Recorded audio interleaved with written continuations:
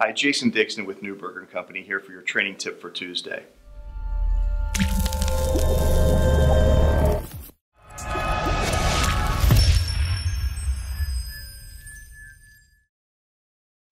So we're going to talk about networking events today. This is one of those things where it seems that every time we ask somebody about networking or what they think about it, they either love it or they hate it. There's no in between. And you've probably all been to a networking event where you've seen that one person, probably not you, never you, but you've seen that person that stands over in the corner. They've got their drink in their hand and they're looking down at their phone, acting as if they've got a lot to do and they're very busy. In fact, they even take that fake phone call so that they can go outside and escape that room for a minute. We've all been there, or we've seen people that are there. Chances are they just weren't prepared for that networking event. Somebody told them they had to go, or they felt like they should be there, but they weren't prepped for it. So let's talk about how we prep for networking. Step one, ask yourself why you're going. Are you there to just create brand awareness for your company, for you? Do you have a new product you're pitching? Are you there to get meetings? Make sure you're asking yourself why you're going and set goals for why you're going to be there. Step two, make sure you identify what your client or your prospective client target is.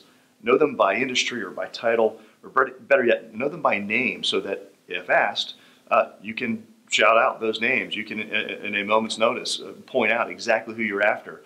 And who knows, maybe that person that's in front of you is that person. And at the very least, they may be able to walk you in through the door to that target client for you. Step three, make sure that your 30-second commercial or your elevator pitch is on lockdown.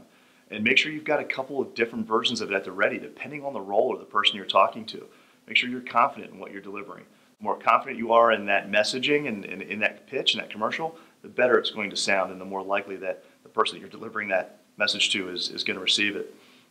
Step four, find ways to take a servant type approach to this. So ask yourself, are you being a servant or are you being selfish in this moment? Selfish means you go to that networking event and you're trying to gather as many business cards as you can to build out your email database or something. That's okay. That's one way to do it. A servant approach to a networking event may be looking for ways to connect people inside at that networking event. People that you run into that you think might be a good fit for one another, you find ways to put those guys together in that event. That'll come back and serve you like crazy. And then finally, the fifth step, follow up, follow up, follow up. No matter how good or bad of a job you do at that event, make sure you're following up after the event. Send those emails, connect on social media, make sure that you're doing your part to follow up after the fact. That's the number one thing that people seem to miss. So guys, that's it. In short, ask yourself why you're going.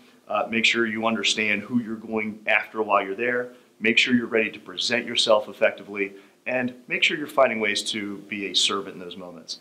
That's it. Thanks for your time. If you have any questions about this, or if there's anything else that we can help you do with this, love to help. Reach out to me or any other consultants here at Newberger & Company. Thanks.